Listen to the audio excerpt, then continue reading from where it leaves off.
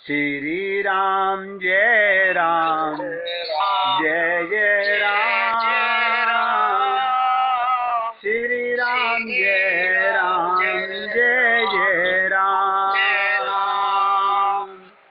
श्री राम जय राम जय जय राम, श्री राम जय राम जय जय राम, श्री राम जय राम जय जय राम, श्री राम जय राम जय जय राम, श्री राम जय राम जय जय राम, श्री राम जय राम जय जय राम। ध्यान से सुनो, सुंदर कांड सभी कामनाओं की पूर्ति करने वाला है। इसमें अर्थ और धर्म की उपलब्धि विभीषण के जीवन में होती है। अर्थ और धर्म की उपलब्धि विभीषण के जीवन में। काम की दृष्टि से अगर विचार करें तो हमें दिखाई देगा पत्नी वियोग। ध्यान से सुनिएगा, काम की दृष्टि से देखें, पत्नी वियोग भगवान राम को सीता जी का समाचार सुनाकर हनुमान जी मिलाने की भूमिका संपन्न करते हैं। इस प्रकार भगवान की कामना पूर्ति में वे प्रमुख रूप से सहायक हैं। अब आप भगवान की कामना में सहायक बनना चाहते हैं या अपनी मन और शरीर की कामना में सहायक बनना चाहते हैं?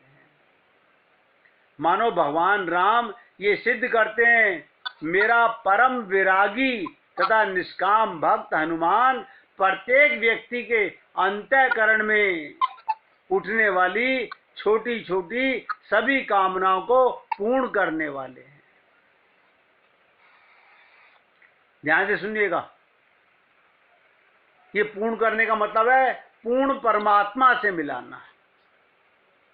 जिस तरह से माँ बालक को प्रारंभ में मिठाई देती है जिससे कि उसकी रुचि पढ़ने की ओर आकृष्ट हो, अगर वही बालक मिठाई खाकर बीमार पड़ जाए तो माँ दवाई भी देती है। सुग्रीव के संदर्भ में ठीक उसी तरह से भगवान राम ने पहले तो उसे पत्नी दिलाई। ध्यान से सुनिएगा, राम ने क्या कराया? पहले पत्नी दिलाई, फिर किष्किंधा का राज्य दिलवाया।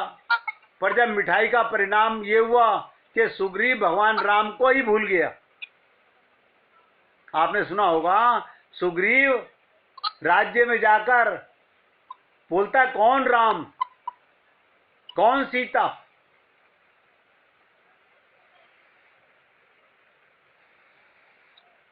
भगवान राम ने उसे पत्नी दिलवाई, किष्किंधा का राज्य दिलाया। मिठाई का परिणाम ये हुआ, सुग्रीव भगवान का काम भूल गया। श्री सीता जी का पता लगाने की बात भूलकर भोगों में डूब गया। आप हम लोग अपने जीवन का ध्येय सीता की खोज, ये भूलकर संसार की कामनाओं में, संसार के भोगों में व्यस्त हो जाते हैं। फिर भगवान ने, बच्चा बीमार पड़ता तो क्या देते हैं? दवाई देते हैं। तो भगवान ने दवाई देने के लिए भूमिका संपन्न की, दोनों स्थानों पर अनोखापन किया। जिस प्रकार मिठाई देने की भूमिका में हनुमान जी मुख्य थे, उसी प्रकार दवाई देने की भूमिका में भी हनुमान जी मुख्य दिखाई दिए। देखिएगा, राज्य दिलवाया हनुमान जी ने, लेकिन जाके जब समझाया हनुमान जी ने, अरे मूर्ख, सीता की खोज करनी थी। तो सुग्रीव क्या बोला? कौन राम कौन सीता? आप और हम लोग भी काम में, क्रोध में, लोभ में इतने व्यस्त हो जाते हैं, हम अपने मुख्य लक्ष्य को भूल जाते हैं। सुंदर कांड को अगर दार्शनिक दृष्टि से देखें तो हम यूं तो कह सकते हैं सुंदरकांड सुंदरता की सार्थकता बताई गई है इसके अंदर। इसमें सुंदरता की जैसी व्याख्या की गई अन्यत्र कहीं भी नहीं है। इसमें कई स्थल पर प्रसंग आपको ऐसे मिलेंगे जहां पर गोस्वामी जी सुंदर शब्द का प्रयोग करेंगे। तो दवाई कैसे दी?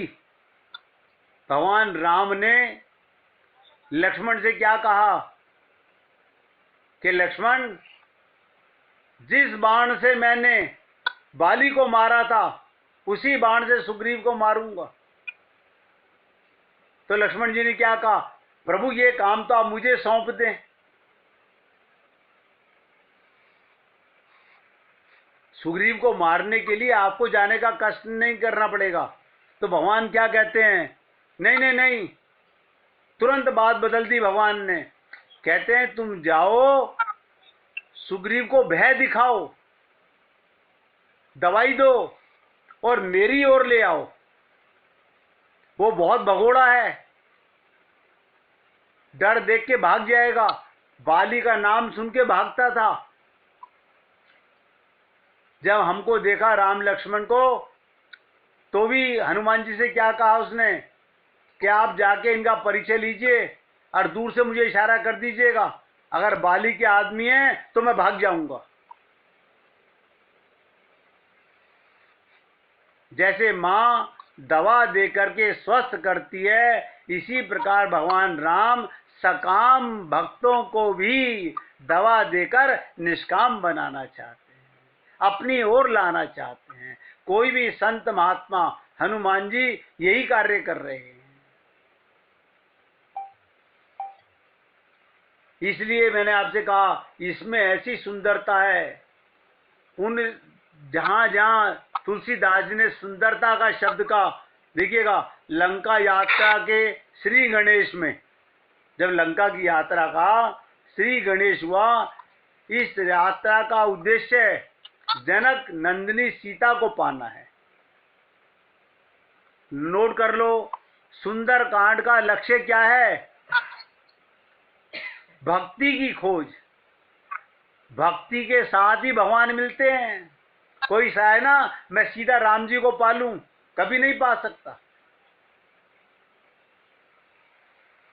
जिस समय सूपन खां भगवान राम के पास गई थी सुंदर बन के,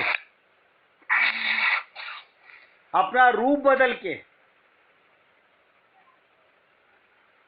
उस समय भी भगवान ने उसको कामना देख करके मन में क्या कहा? सीता जी की तरफ देखा।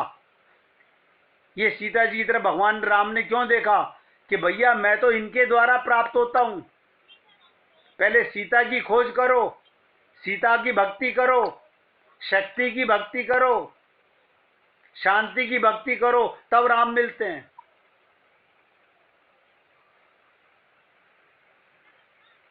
तो उस ये जो मैंने कहा सीता जी की खोज के लिए जब लंका की यात्रा में श्री गणेश किया गया, सीता को पाने के लिए उस यात्रा में श्री गणेश में हनुमान जी समुद्र के ऊपर से छलांग लगाने के लिए एक पर्वत शिखर का आश्रय लेते हैं।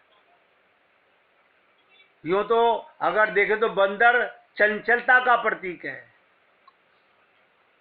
प्रत्येक डाली पर इधर से उधर कूदता, हमारा मन है ना चंचल, कथा सुनता सुनता भी इधर से उधर भागता रहता है। पर बंदर की ये छलांग केवल स्वभावजन्य है, उसको किसी उद्देश्य विशेष की पूर्ति हेतु नहीं होती। जो स्थिति बंदर की है ठीक वैसी ही हमारी सबकी है, व्यक्ति की भी है। बंदर की छलांग की तरह ही हम लोग भी मन से यहां वहां चक्कर काटते रहते हैं। सत्संग सुनते सुनते ये मन न जाने कहां कहां घुमाता है। आप सब लोग भली प्रकार समझते होंगे इन बातों को कि सत्संग सुनते सुनते ये मन न जाने कहां कहां घुमाता है, किंतु इस व्यर्थ की छलांग का कोई सदुपयोग हो सकता है क्या? हनुमान जी का चरित्र इस बात की ओर इंगित करता है। बंदर से अगर ये कहा जाए एक डाल से दूसरी डाल पर व्यर्थ ही छलांग क्यों लगाते हो, अपनी छलांग बंद क्यों नहीं कर देते? तो बंदर मानने वाला नहीं है। और जिस प्रकार भौतिक बंदर नहीं मान सकता, ध्यान से सुनिएगा, उसी प्रकार हमारा जीव का मन भी बंदर की तरह नहीं मान सकता। एक एक शब्द पे ध्यान दीजिएगा। किंतु मन के इस बंदर की छलांग को, मन के बंदर की छलांग को कैसे सार्थक किया जाए, इस पद्धति का पूरा निरूपण सुंदरकांड में किया गया है। मुझे नहीं पता आप लोगों ने सुंदरकांड का पाठ किया होगा।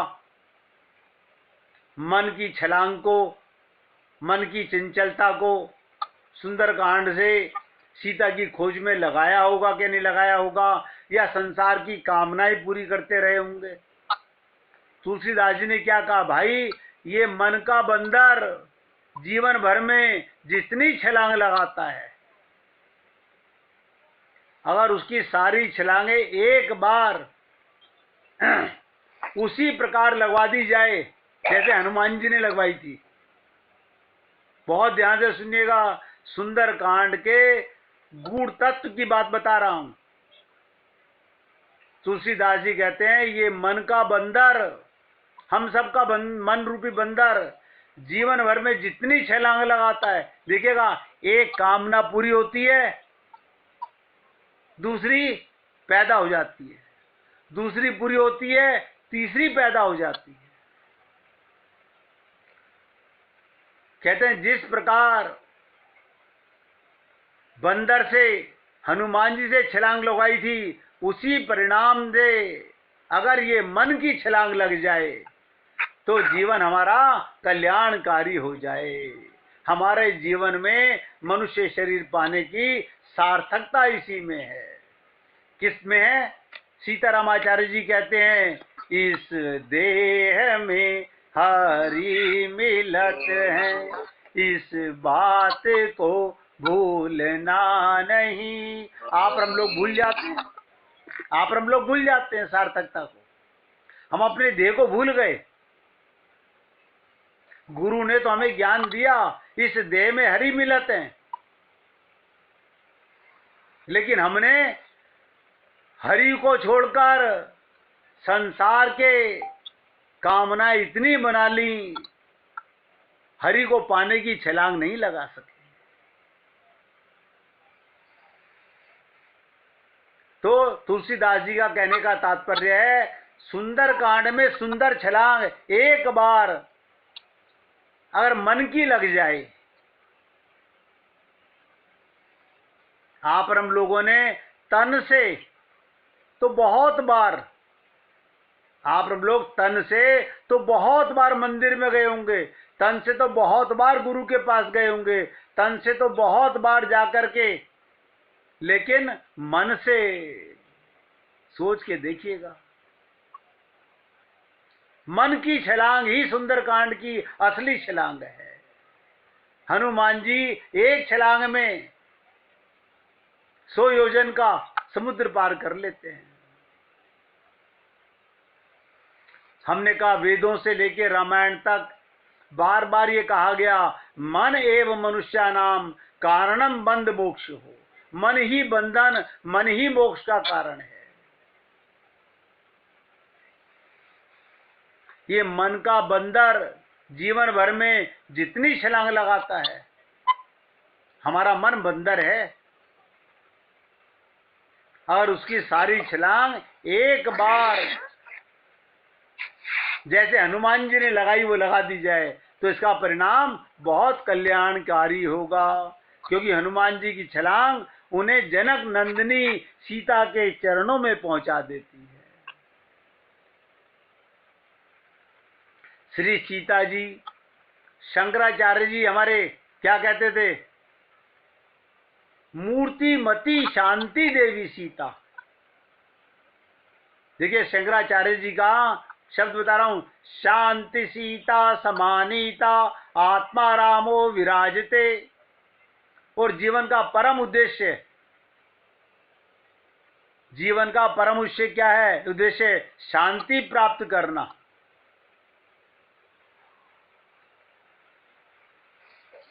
शक्ति रूपी, भक्ति रूपी सीता को पाना।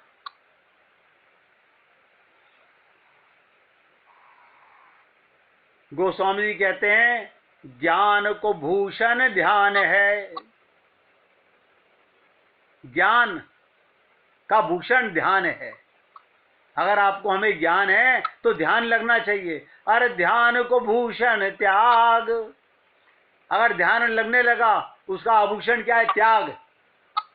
क्या त्याग? झूठा है संसार, धोखा खाएगा, कर ले हरि से प्यार वरना पछताएगा। तो ध्यान देने का, ज्ञान को भूषण ध्यान है, ध्यान को भूषण त्याग, और त्याग का भूषण शांति पद। त्याग करेगा तो शांति आएगी। और तुलसी अमल अदाग, जीवन का चरम लक्ष्य शांति पा लेना। सीता कौन है? शांति स्वरूपा है। और हनुमान जी छलांग लगाकर जिस प्रकार श्री सीता के चरणों में पहुंच जाते हैं, उसी प्रकार अगर आप और हम लोग मन की छलांग का उद्देश्य भी, अगर मन की छलांग लगा दें, अंत में शांति के चरणों में, सीता के चरणों में, भक्ति के चरणों में पहुंच जाएंगे। इसलिए हनुमान जी की तरह ध्यान से सुनो, छलांग लगाकर हमारा मन भी सीता के चरणों में पहुंच जाए। भक्तों की भाषा में कहें तो सीता जी मूर्तिमती भक्ति हैं। आपने सुना होगा रामचरितमानस में सानुज सीए समेत, भगवान राम कहाँ हैं? सानुज। कौन है अनुज उनका? लक्ष्मण। सानुज सीए समेत प्रभु, सीता के साथ राजत परन कुटीर, भक्ति ज्ञान वैराग्य जनु। देखिएगा, भक्ति ज्ञान वैराग्य जनु सोहत धरे शरीर। श्री सीता जी भक्ति हैं, और छलांग यदि हमें भक्ति के चरणों में पहुंचा दे तो फिर इससे अच्छी बात नहीं हो सकती। और सीता जी अगर आदि शक्ति जही जग उपजाया, भगवान राम क्या परिचय देते हैं सीता का? आदि शक्ति जही जग उपजाया के रूप में आदि शक्ति हैं। तो फिर जिस छलांग से आदि शक्ति के चरणों की प्राप्ति हो जाए, उससे बढ़कर सार्थक छलांग और जीवन में कोई नहीं हो सकती। अब मुझे नहीं पता आप और हम लोग कितने कटिबद्ध हैं छलांग लगाने के। अभी भी हमारे जीवन में क्या संसार की कामना ही रह गई हैं? क्या आप और हम लोग अभी भी भक्ति स्वरूपा, शांति स्वरूपा, शक्ति स्वरूपा माँ सीता के प्राप्ति के बाद भगवान के चरणों तक जा सकते हैं? छलांग लगाने की पूर्व व्यक्ति, ध्यान से सुनो, छलांग लगाने के लिए पहले क्या करना पड़ता है? बहुत ध्यान से सुनिएगा। छलांग लगाने से पहले हनुमान जी कहाँ गए? ऊंची पहाड़ी पर गए। अधिक ऊंचाई पर चढ़ेगा, छलांग उतनी लंबी लगेगी। इसलिए हनुमान जी छलांग लगाने के लिए एक पर्वत का आश्रय लेते हैं। और गोस्वामी जी बड़े सुंदर शब्दों में संकेत कहते हैं, सिंधु तीरेक भूधर सुंदर। सिंधु के पास एक बहुत सुंदर पर्वत था। कौतुक कूदी चढ़े ता ऊपर, उस पर कूद कर चढ़ गए। इसी पर्वत से हनुमान जी छलांग लगाते हैं, और छलांग लगाने के बाद जहां पहुंचते हैं, उन दोनों के संदर्भ में सुंदर शब्द का प्रयोग किया गया है। इस संदर्भ में एक बड़ा प्रसिद्ध श्लोक है, आप ध्यान सुनिएगा। मैंने एक बार एक मंदिर में सुना था, सुंदरकांड का पाठ हो रहा था मंदिर में। ये ब्राह्मण लोग सुंदरकांड के पाठ में अक्सर ब्राह्मण लोग इसका उच्चारण कराते हैं, सुंदरे सुंदरी सीता सुंदरे सुंदरी कथा, सुंदरे सुंदरो रामः, सुंदरे किम ना सुंदरम। इस सुंदर कांड में क्या सुंदर नहीं है? फिर सुनिएगा, सुंदरे सुंदरी सीता, सुंदरे सुंदरी कथा, और सुंदरे सुंदरो रामः, सुंदरो किम ना सुंदरम। इस सुंदर कांड में सब कुछ सुंदर ही सुंदर है। सुंदर कांड में श्री सीता जी सुंदरी हैं, सुंदर कांड में सुंदर कथा है, अर्थात सुंदर कांड में क्या सुंदर नहीं है। रामचरितमानस के अनुसार श्री सीता जी को सुंदर कहना ठीक नहीं है, क्योंकि सुंदर कहना तो सीता जी के गौरव को कम करना है। सीता जी के लिए अगर सुंदर शब्द न कहें तो फिर क्या कहें? कहते हैं संदर्भ में आप उस बात पर ध्यान दीजिएगा, श्री सीता जी का संबंध भगवान राम ने सीता जी के संबंध में कही। भगवान राम भी उनको सुंदर नहीं कह रहे। भगवान राघवेंद्र श्री राम जब जनकपुर में पुष्प वाटिका में जब पहली बार सीता जी को देखा तो प्रभु राम ने 2 लाइनें कही। कवि बन गए भगवान राम भी। सबसे पहली कविता जो भगवान राम ने बनाई, अगर आप लोगों ने रामचरितमानस में ये देखा हो कि जब भगवान श्री राम पुष्प वाटिका में जाते हैं तो पहली बार भगवान राम ने 2 लाइनें कवि के रूप में कही, और सीता जी के सौंदर्य को देखकर ही कही थी। भगवान राघवेंद्र उन कविता करने में बैठे तो उन्होंने विचार किया सीता के लिए कौन सी उपमा दूं। सुंदर शब्द तो बहुत छोटा है सीता के लिए, किंतु जब कोई उपमा प्रभु के विचार में नहीं आई तो भगवान राम बड़े निराश हो गए और सारा दोष कवियों के ऊपर मढ़ दिया। इन्हीं के कारण मैं उपमा नहीं दे पा रहा हूं।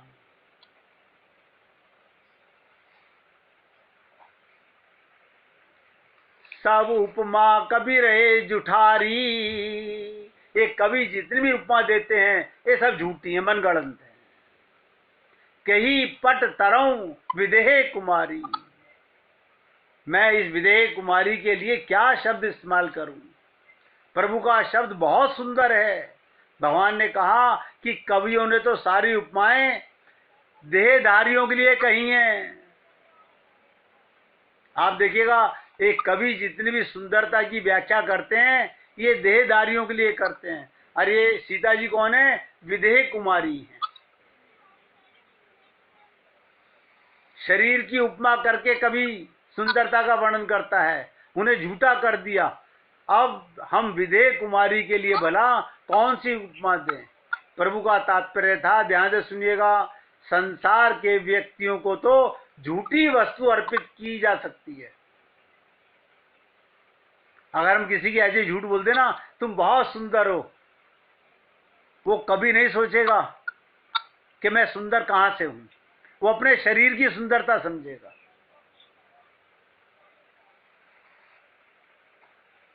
लोगों को अपने शरीर की सुंदरता का बहुत बड़ा अभिमान है। संसार के व्यक्तियों को झूठी वस्तु अर्पित की जा सकती है, पर सीता जी को झूठ वस्तु कैसे अर्पित की जाए?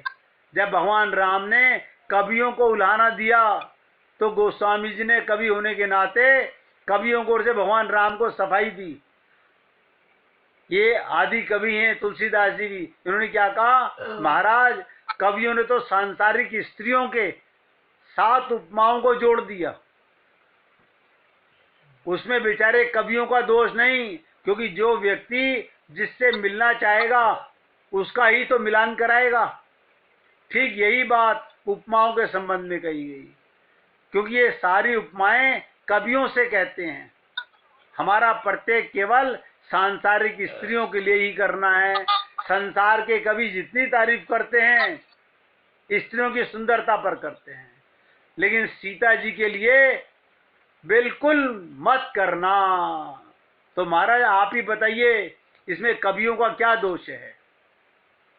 भगवान ने पूछा, भाई उपमाएं ऐसा क्यों चाहती हैं? तो गोस्वामी जी ने कहा, महाराज नियम है उपमान उपमेय से सर्वदा श्रेष्ठ होना चाहिए। जैसे किसी का मुख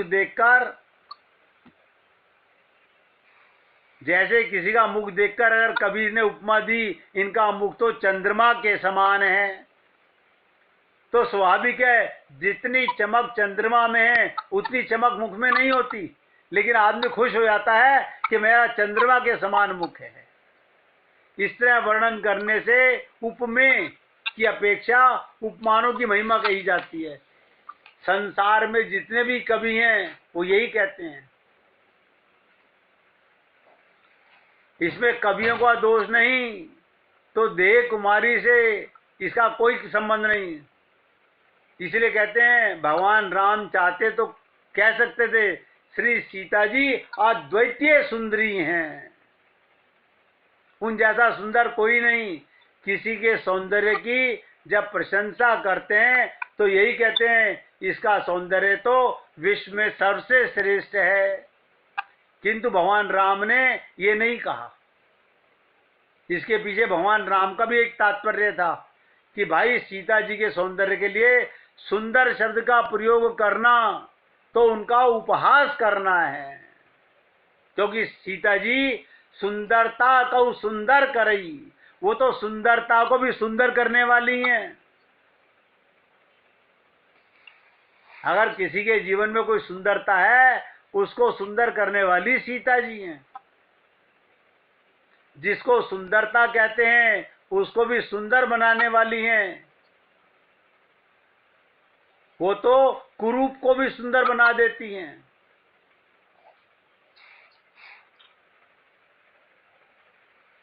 देखिएगा, आप और हम लोग अगर गहराई से इस सुंदर कांड की तरफ बढ़ना चाहते हैं और इसका रसपान करना चाहते हैं, तो ऐसा मान के चलिएगा हमें सबसे पहले भगवान के प्रेम की सुंदरता को, हमारे जीवन के अंदर परमात्मा के सिवाय सब कुछ याद आता है। देखिएगा, हमारे जीवन में परमात्मा के सिवाय सब कुछ याद आता है, बस एक यही याद नहीं आता, उसे याद करना पड़ता है, भगवान को याद करना पड़ता है। संसार की याद, शरीर की याद, सामान की याद अपने आप आती रहती है। परिवार के मेंबरों को याद नहीं करना पड़ता, याद आती रहती है, लेकिन भगवान की याद करनी पड़ती है। बाकी सब कुछ याद आता रहता है। इसलिए परमेश्वर को, सर्वेश्वर को, भगवान राम को याद करना पड़ता है, उसके लिए प्रयत्न करना पड़ता है, अभ्यास करना पड़ता है। देखिएगा, जो अंदर बैठा हुआ है उसके लिए अभ्यास करना पड़ता है, और बाकी संसार, परिवार अपने आप सब अनायास ही सब कुछ याद आते रहते हैं। इनको याद करना पड़ता है। मुख्य बाधा, ध्यान से सुनो, क्या कारण है? साधक जनों परमात्मा के स्मरण में स्मरण योग है, अपने आप में पूर्ण योग ये है। जिसका स्मरण बना रहता है उसे योगों का आश्रय लेना नहीं पड़ता। इसीलिए कहा गया, जिसकी स्मृति ध्यान के माध्यम से बनी रहती है वो उच्च पहुंच गया। सतत तेल धारावात परमात्मा की याद बनी रहे 24 घंटे, जिसे कहते ना, ध्यान में रखना सदा भगवान रहते साथ में। लेकिन लक्ष्य तो यही होना चाहिए, परमात्मा का स्मरण नित्य, निरंतर, सतत तेल धारावत परमात्मा का स्मरण बना रहे। रुकावट क्या है? बहुत ध्यान से सुनिएगा, बहुत निचोड़ की बात बता रहा हूं। हम भगवान को भूल कैसे जाते हैं? हमारी आवश्यकताएं, हमारी कामनाएं, हमारी जरूरतें, अपेक्षाएं बहुत हैं, दिन प्रतिदिन बढ़ती जा रही हैं। आयु के साथ कामनाएं बढ़ती जा रही हैं। बुढ़ापा आता है, जिस चीज को कम होना चाहिए वो कम क्यों नहीं होती, वो तो और बढ़ती जा रही है। शरीर बढ़ रहा है, आवश्यकताएं बढ़ती जा रही हैं, हमारी अपेक्षाएं भी बढ़ती जा रही हैं। इन्हीं को संत महात्मा चाह शब्द कहते हैं। इसी को संत महात्मा क्या कहते हैं? चाह शब्द। हमारे पिताजी कहा करते थे, चाह चमारी, चाह चूड़ी, चाह चमारी, चाह चूड़ी, चाह नीचों से नीच, तू तो पूर्ण ब्रह्म था जो चाह ना होती तेरे बीच। आप हम लोग अपने असली परिचय को भूल गए हैं। रामचरितमानस ने याद दिलाया, ईश्वर अंश जीव अविनाशी, हम परमात्मा के अंश हैं। लेकिन आपके और हमारे हृदय में आज तक भी ये सांसारिक चाह होने के कारण हम अपनी असली चाह को, प्रभु प्रेम की चाह को भूल गए। चाह चमारी, चाह चूड़ी, चाह नीचों से नीच, तू तो पूर्ण ब्रह्म था जो चाह ना होती तेरे बीच। इस बात को याद रखिएगा, तू तो पूर्ण ब्रह्म था, तू तो परमात्मा का अंश था। ये सांसारिक कामनाओं ने, सांसारिक चाह ने, एक चाह के कारण हमारे और परमात्मा के बीच, ब्रह्म के बीच एक बहुत बड़ा गैप आ गया। हमारे और भगवान के बीच में एक बहुत बड़ा गैप, बहुत बड़ी दूरी आ गई। चाह साधक जनों कामना का कहा जाता है, इच्छा कहा जाती है, आशा कही जाती है, तृष्णा कही जाती है, वासना कही जाती है। ये एक ही बला के इतने नाम हैं।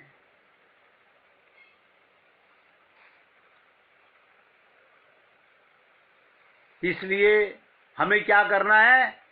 सर्व कामनाओं का त्याग करके, हर चाह का त्याग कीजिए, हर अपेक्षा का त्याग कीजिए।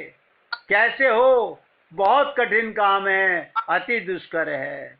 इसके ऊपर ही ये सुंदर कांड है। मुझे नहीं पता कि लोग वाग इसका जाप कैसे करते हैं। संत महात्मा समझाते हैं, देखो भाई, जो गीताचार्य भगवान श्री कृष्ण ने कहा वो गलत नहीं कहा, बिल्कुल सही कहा। उनका संतों महात्माओं ने अपने अनुभव भी किया, अर्थ भी निकाला। लेकिन आप और हम लोग उस गहराई तक नहीं समझते। अगर हमारी कामना, हमारी चाह भगवान की हो जाए, अपने प्रीतम की हो जाए, अपने की हो जाए, गैरों में फंसे हुए हैं, गैरों की कामनाएं कर रहे हैं, ये संसार ना आपका था, ना आपका है, ना आपका रहेगा। आज यहाँ विराम दे रहा हूँ। कल इसके आगे फिर सुंदरकांड पर और आगे चर्चा करूंगा और सुंदरता की बातें करूंगा। कल आपके साथ में एक विचित्र चर्चा करने का मन है कि भगवान श्री राम के सामने सूपनखा कैसे आई थी। हम भी अपने प्रभु के सामने और अपने गुरु के सामने कैसे जाते हैं। हमें तन सुंदर बना के जाना चाहिए या मन सुंदर बना के जाना चाहिए। कल हो सकता है इसके ऊपर चर्चा करें। और सुंदरकांड पर तो अभी लंबी चर्चा चलने वाली है। हमारा वो सुंदरकांड का पाठ नहीं होगा जो केवल 1 घंटे 2 घंटे में समाप्त हो जाए। हो सकता है महीना भर भी चल जाए, कोई बड़ी बात नहीं है। इसलिए मैं उम्मीद करता हूँ आप सब लोग बहुत एकाग्रता से सुनेंगे। आज कोई भजन सुनाना चाहेगा भैया?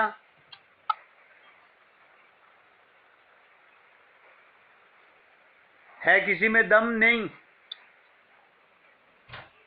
चलिए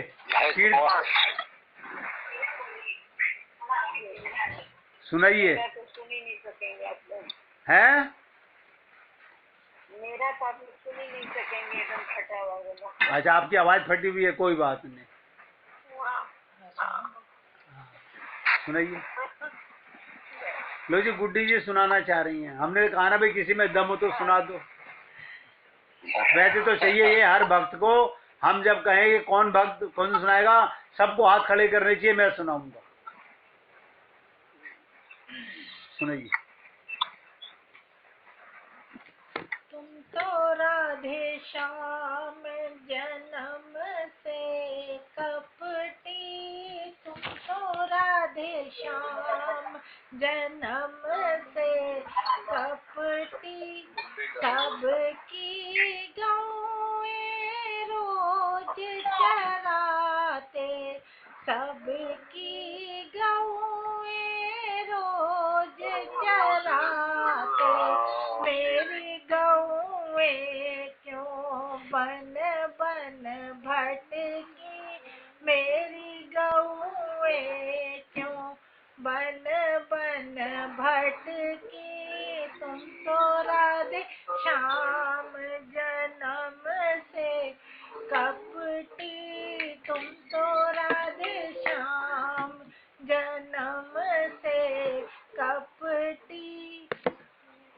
सबकी गागर भर भर देते, सबकी गागर भर भर देते, मेरी गागर क्यों सर से पटकी, मेरी गागर क्यों सर से पटकी, तुम तो राधे श्याम जन्म से कपटी, तुम तो राधे श्याम जन्म से कपटी,